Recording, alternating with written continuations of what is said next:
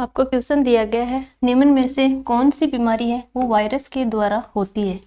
हैजा, तो हैजा किसके द्वारा होता है? ये जीवाणु के द्वारा होने वाली बीमारी है। जीवाणु, बैक्टीरिया के द्वारा। कौन सा जीवाणु है?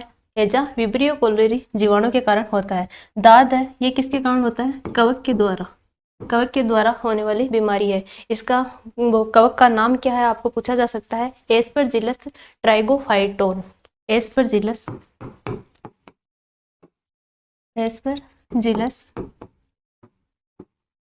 ट्राइगोफाइटोन। अगला ऑप्शन दे रखा है टाइफाइड। तो टाइफाइड है, ये भी जीवाणु के द्वारा होने वाली बीमारी है। और जीवाणु कौन सा? साल्मोनेली टाइफी के द्वारा होने वाली। रेबीज, तो रेबीज है, ये वायरस के द्वारा होने वाली बीमारी है। तो डी आपका आंसर हो जाएगा। जो रीट पात्रता परीक्षा के लिए सीरीज शुरू कर रखी है, अगर आपको ओल्ड पेपर जो भी पीछे के सालों में रीट का एग्जाम हुआ है उसमें जो साइंस से संबंधित आपको क्वेश्चन पूछे गए थे, तो आप प्ले लिस्ट में जाकर चेक कर सकते हैं, वहाँ पर सारे पेपर का सोल्यूशन करवा रखा है। अगला क्वेश्चन है, कोरोना संक्रमण की जांच के संदर्भ में RT-PCR से क्या तात्पर्य है? RT-PCR की फुल फॉर्म क्या होगी? तो R का मतलब होता है reserve transcription polymerase chain reaction. तो ये कौन से ऑप्शन में दे रखा है? Reserve transcription polymerase chain reaction. Polymerase आएगा, ना कि पॉलीमर्स। तो भी आपका सही आंसर हो जाएगा। अगला क्वेश्चन है, वर्णांतता का दोष है वो किस लेंस के प्रयोग द्वारा दूर किया जा सकता है? वर्णांतता जो कलर ब्लाइंडनेस रोग होता है, वो ये एक प्रकार का किस प्रकार का रोग है? आनुवांशिक रोग है। आनुवांशिक रोग। इसमें क्या होता है, जब वर्णांतता रोग हो जाता है तो जो प्राथमिक रंग होते हैं कौन से? रेड, ब्लू और ग्रीन। तो इन प्राथमिक रंगों में व्यक्ति विभेद नहीं कर पाता, तो वो कौन सा रोग होता है? वर्णांतता रोग होता है। तो ये आनुवांशिक रोग है, इसलिए इसके उपचार में किसी भी प्रकार के लेंस का प्रयोग नहीं कर सकते हम। उत्तल लेंस है, तो उत्तल लेंस का प्रयोग दूरदृष्टि दोष के लिए किया जाता है।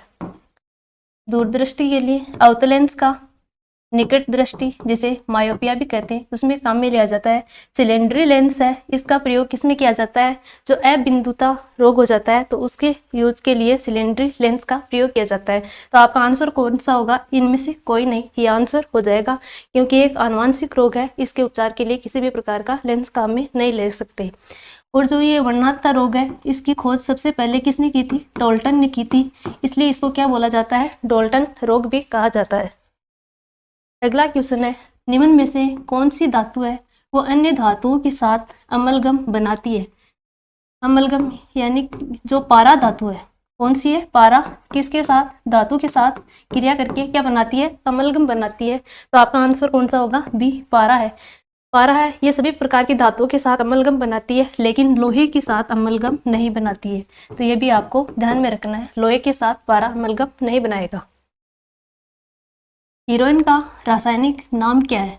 हीरोइन का रासायनिक नाम मॉर्फिन मोनोएसीटेट, मॉर्फिन मोनोबेंजोएट, मॉर्फिन डाइएसीटेट या मॉर्फिन डाइबेंजोएट। तो हीरोइन का रासायनिक नाम क्या होगा? मॉर्फिन डाइएसीटेट। तो सी आपका आंसर हो जाएगा। LPG सिलेंडर के रिसाव में उत्पन्न दुर्गंध निम्न में से किसकी होती है? जो LPG गैस होती है सिलेंडरों में भरी होती है, तो LPG की फुल फॉर्म क्या होगी? Liquefied petroleum gas. द्रव्य पेट्रोलियम गैस LPG की फुल फॉर्म होती है। तो जो LPG गैस होती है, इसमें मुख्य रूप से कौन सी गैसें होती हैं, यानी किन गैसों का मिश्रण होती है? तो ये ब्यूटेन और प्रोपेन, इन गैसों का मिश्रण होती है। सबसे ज्यादा पूछी जाए कि सबसे ज्यादा कौन सी होती है, तो ब्यूटेन गैस है, ये होती है। इसके अलावा जो सिगरेट जलाने के लिए जो लाइटर काम में लिया जाता है, उसमें भी कौन सी गैस होती है? ब्यूटेन गैस होती है। तो जो गैस होती है ये LPG में गैसें होती है, ब्यूटेन और प्रोपेन है, ये गंधक रहित होती है। तो जब LPG गैस लीक होगी तो इससे पता कैसे लगेगा कि LPG गैस लीक हो रही है? तो इसके लिए एक रसायन मिलाया जाता है, उस रसायन का नाम क्या है? Ethyl mercaptan. तो इथाइल मरकेप्टेन है, ये इसकी गंध कैसी होती है? सड़े हुए अंडे की जैसी होती है। तो जब गैस लीक होगी तो आपको पता लग जाएगा कि LPG गैस है, उसका रिसाव हो रहा है। तो आपका आंसर कौन सा होगा? Ethyl mercaptan. अगर आपको इसका फॉर्मूला पूछा जाए तो इसका फॉर्मूला क्या होगा? CH3 CH2SH इसका फॉर्मूला होगा, ये भी आपको ध्यान में रखना है। निम्न में से कौन सा एक प्राकृतिक बहुलक है? जो आपको ऑप्शन दे रखे हैं इनमें से प्राकृतिक बहुलक कौन सा है जो प्रकृति से प्राप्त होता है, जो मानव द्वारा निर्मित होते हैं उनको क्या बोलते हैं? सिंथेटिक या संश्लेषित बहुलक बोलते हैं। तो बेकेलाइट है, ये तो एक संश्लेषित मानव निर्मित बहुलक है। इसका प्रयोग किसमें किया जाता है? जो इलेक्ट्रिक स्विच होते हैं, इलेक्ट्रिक स्विच बनाने में इसका प्रयोग किया जाता है, बेकेलाइट का प्रयोग किया जाता है। जो आपके लाइट वगैरह ऑन करते हैं, फैन वगैरह ऑन करते हैं तो बटन होते हैं, वो किसके बने होते हैं? बेकेलाइट के बने होते हैं। रेशम, तो रेशम है, ये प्राकृतिक बहुलक है जो रेशम के कीटों से प्राप्त किया जाता है। शहतूत के पत्तों पे अंडे देते हैं ना, तो रेशम के कीटों से प्राप्त होता है रेशम। ये कैसा है? एक प्राकृतिक बहुलक है। केवलार, ये भी क्या है? एक सिंथेटिक बहुलक है।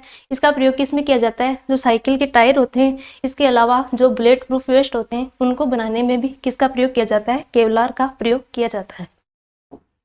न्यूक्लियर रिएक्टर में विमंदक यानी मॉड्यूलेटर, मॉड्यूलेटर क्या होता है? जो रेट ऑफ रिएक्शन है उसको डिक्रीज करने वाला, उसको क्या बोलते हैं? मॉड्यूलेटर बोलते हैं। और प्रशीतक जो ठंडा करने वाला होता है, कूलेंट का काम करता है।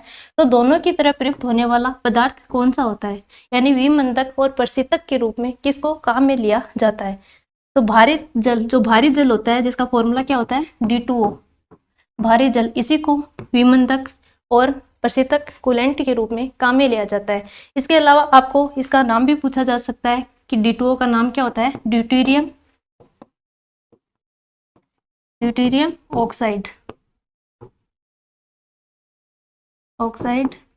जिसका प्रयोग विमंदक के रूप में किया जाता है। D2O होता है, इसको भारी जल क्यों बोला जाता है? क्योंकि इसका साधारण पानी होता है उसकी तुलना में मेल्टिंग पॉइंट, बॉइलिंग पॉइंट और मोलिकुलर वेट है वो तीनों ही ज़्यादा होते हैं, इसलिए इसको भारी जल कहा जाता है। निम्न में से कौन जल को जीवाणु मुक्त करने के लिए प्रयुक्त होते हैं? यानी आपको जो ऑप्शन दे रखे हैं इनमें से जो जल है उसमें जीवाणु है, तो जीवाणुओं से मुक्त करने के लिए किसको काम में लिया जाता है? ओजोन है, इसको जीवाणु से मुक्त करने के लिए काम में लिया जाता है। क्लोरीन डाइऑक्साइड, इसी को भी काम में लिया जाता है। और क्लोरेमीन है, इसको भी काम में लिया जाता है। तो ओजोन, क्लोरीन डाइऑक्साइड और क्लोरेमीन है, तीनों को ही जो जल है उसमें से जीवाणु को हटाने के लिए, जीवाणु को नष्ट करने के लिए काम में लिया जाता है। तो उपयुक्त से भी आपका आंसर हो जाएगा। सिगरेट के धुएं में मुख्य प्रदूषक कौन सा है? इनमें से मुख्य प्रदूषक गैसें कौन सी होंगी? तो जो सिगरेट का धुआं होता है उसमें कार्बन मोनोऑक्साइड होती है धुएं में, इसके अलावा निकोटीन ये मुख्य होती है। इसके अलावा बेंजीन है, ये भी धुएं में होती है, बेंजीन। तो आपको ऑप्शन में कौन से दे रखे? कार्बन मोनोऑक्साइड और बेंजीन, कार्बन मोनोऑक्साइड और निकोटीन। अगर आपको ये ऑप्शन नहीं देता कार्बन मोनोऑक्साइड और निकोटीन, तब तो आपका आंसर क्या होता? कार्बन मोनोऑक्साइड और बेंजीन। लेकिन मुख्य निकोटीन होता है, तो आपका आंसर कौन सा होगा? सी होगा, कार्बन मोनोऑक्साइड और निकोटीन है। ये धुएं में, जो सिगरेट का धुआं होता है उसमें प्रदूषक गैसें होती है, बेंजीन भी होती है, ये भी आपको ध्यान में रखना है।